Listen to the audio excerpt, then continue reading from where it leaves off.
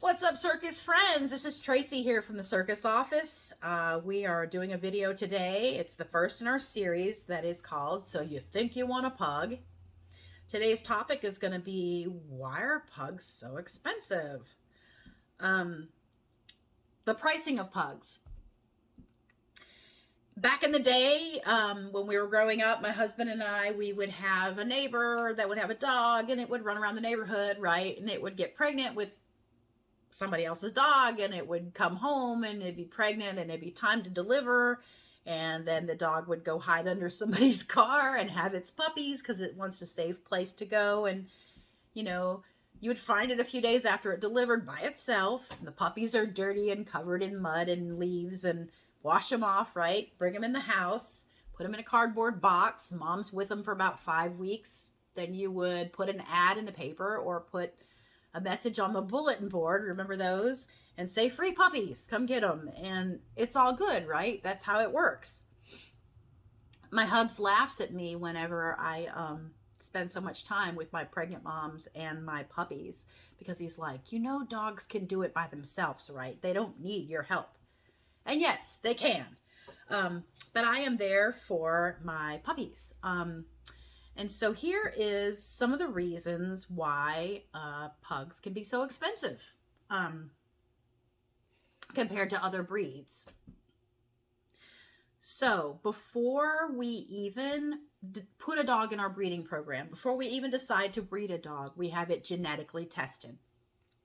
We are testing for genetic abnormalities or disease, because we don't want them to pass it on to the babies, because we want to make better pugs, right? That's the object of the game, is to take these two pugs and to make better pugs. I don't know, here's a little bit about genetics in case you don't understand how it works. So dogs have 2 copies of everything, right? Or 2 possible places where they can go, okay? So if you have a pug that is a carrier of something, like it doesn't have the disease, but it's a carrier, that means that it has 1 copy of the disease, okay? And so if you've got daddy pug and he has 1 copy, he's a carrier. So neither mommy nor daddy had the disease, but they just carry 1 copy. And then they have puppies. Puppy's got both copies, and puppy has the disease, right? So that's not good. And a lot of these diseases, you can't see when the puppy's little. They're like degenerative myelopathy. It's like a nerve disease that happens when the dog gets older. There's things where the dog can't walk anymore. It's paralysis. It's all kinds of things. And it doesn't really show itself until the dog gets older. So what we do is, before we even consider putting any dog in our breeding program, we have it DNA tested. And we see if it carries, if it has 1 copy of anything. Or if it has both copies, then we don't breed it, right? But if it has 1 copy, we look at dad and mom and see if dad and mom have copies. We're trying to wash out the disease, right? So if mommy has a copy, she's a carrier, and daddy has nothing, and we make puppies, the puppies are clear, right? And so we test all of our dogs to make sure that the babies are going to be born without any of these problems. Because the object of the game, right, is to make the best puppy for you. So DNAing the dog costs about $150 to $200, depending on how many I send in at the same time. But $150 to $200 is on each dog that we test. And we test all of the parents before we put them into our breeding program. Prenatal vitamins, just like people, dogs take prenatal vitamins. We start giving mama prenatal supplements and calcium before they even get bred. And they take them until about 16 weeks after the puppies have been born, so that they can get their strength back up, get that beautiful healthy coat, and be healthy and 100% again after they have their babies. So the supplements cost money, obviously. Pregnancy tests. Did you know that you have to give a dog a pregnancy test? And it's not like you can go to the local Walmart and buy one for $4.99 and have them pee on a stick. It's like you have to take to the vet because they don't make one. HCG is what human pregnancy tests, and that's a human thing, right? So dogs don't have that. So you can't use a human test on a dog because it's not going to show, it's not going to work. So you have to take the dog to the vet, and it's about $200, and they do a blood test, and they tell you if your dog is pregnant or not. You have to know that because you have to be looking out for the dog and increase her food and her intake and her calorie intake and stuff to make healthier puppies. There are ultrasounds. Every one of our litter gets one ultrasound. Some mamas have gone twice if there was a problem seen. In an ultrasound, the veterinarian is looking at the litter size, how many puppies there's going to be.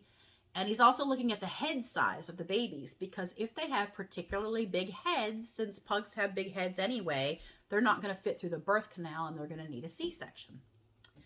So the ultrasounds can be about $200 when you take them to the vet. And if you do have to have a C-section because the babies are too big, they could be anywhere from $1,500 to $2,000 if there's no complications for the C-section for the litter. Yikes, right? All right, so delivery of the puppies. I am in there in that puppy pen 24/7 when that mama is showing signs of being in labor. I am pushing with her. I am breathing with her. I am breathe to the puppies. And let's see. I can tell you the time of birth of your puppy. I can tell you how much it weighed in ounces the moment it was born. I'm there to keep records, to video the clean parts. I'm there to photograph. I'm there to document the times and the weights and things like that, and to make sure mama's safe. And that ultrasound is now handy because I know if it's been a while and that 8th one hasn't come out yet, she needs to go to the vet stat. We have a lot of supplies that we use during labor and delivery and afterwards. I have an oxygen concentrator that has saved the life of at least 2 puppies since I've had it, which it pays for itself. I paid about $1,000 for that. I have an incubator. It has heat and oxygen if it's needed. Keeps the puppy safe while mama's giving birth. She'll have a puppy. I'll let her be, I'm just here to watch, make sure everything's okay. She'll clean it off, she'll feed it, nurse it. Then when another one starts, I take that puppy and put it in the incubator and let her, she gets overwhelmed when there's puppies crawling and one coming out and everything. So I just don't want to do that to her. When the second puppy is delivered and she's cleaned it up, I give her back. It's a constant thing. It's an all-nighter. I've pulled 48 hours before without sleep for these puppies. We have sterile tools and clamps that we have to buy. Let's see, mom's prenatal vitamins. We do well puppy vet checks. Every litter has one, definitely, and we're going to 2 because most of them just have 2 anyway. But they're doing 2 rounds of shots. They get their first round around 5 to 6 weeks and their second round around 8 weeks when they're about to go home. They have 4 rounds of dewormers. If one puppy out of the litter gets sick, it's a trip to the vet. And usually they want to see everybody. They want to see mama sometimes, depending on what it is. But they're going to test one puppy. They're going to test all the puppies and make sure they don't have it. 2 litters ago, I had a little baby girl. She was about 5 weeks maybe, just learning to eat. Their food is kind of mushy when you're just starting them on. Pugs' faces are flat, and so their nose and their mouth is like right there together. And it's like she's eating, and somehow she has managed to get like either some water or a little drop of food into her lungs because she breathed it in, it went in her lungs, and it got infected. So she got to go to the vet, and she got put on an antibiotic, and then she had to come back for a recheck, and it was all like this big mess. And it ended up costing like almost $400 by the time it was all over. I had asked the vet, I was like, how can I prevent this from ever happening again? Because I don't want this to ever happen. And he's like, you can't. It's just one of those things. So one of those things, and there's so many things that can happen with pug puppies that, since their face is flat and everything, that we have the expense of doing. that may or may not happen with other breeds, or, you know. The thing that makes me nuts is that there are breeders that do it right and they have all these things, right? And then there are pug breeders that don't do these things, but they go by market value. So when you're looking to buy a pug, the breeders that don't do these things are asking the same price for their pugs as the one that do all these extra steps and take all these extra precautions. So wherever you do buy your pug, make sure you kind of ask them, like, do you do any of this stuff? You know, because you got the breeders that have like 3 pugs in their backyard and they have puppies and they don't know who the dad is. You know, it's one of these, we think. I mean, you know, which, yes, they can make purebred pugs that way, but like, you kind of get what you pay for in life. And you know, we put so much time and love and training into these puppies because, ready, we want to make them the best that they can be. My goal with these pugs is that you get these pugs and you get your baby and you never have to get rid of it because it has a disease. Okay? It's not going to end up in a shelter because it's 5 years old and all of a sudden it can't walk because it has a genetic disease. It's not going to go in a shelter because it's 2 years old and it can't potty train, because we work with them on that. It's not going to go in a shelter because it has breathing problems because its nose is not, his nose holes are not big enough. And I'll talk about that in another video. That's something else we check for.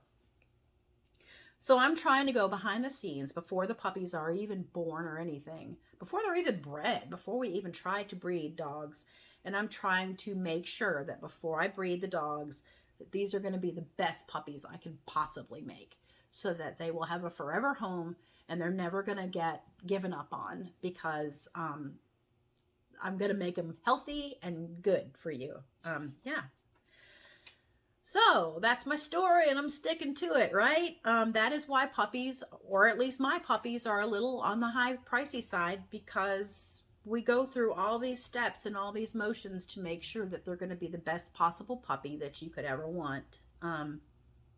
Yes.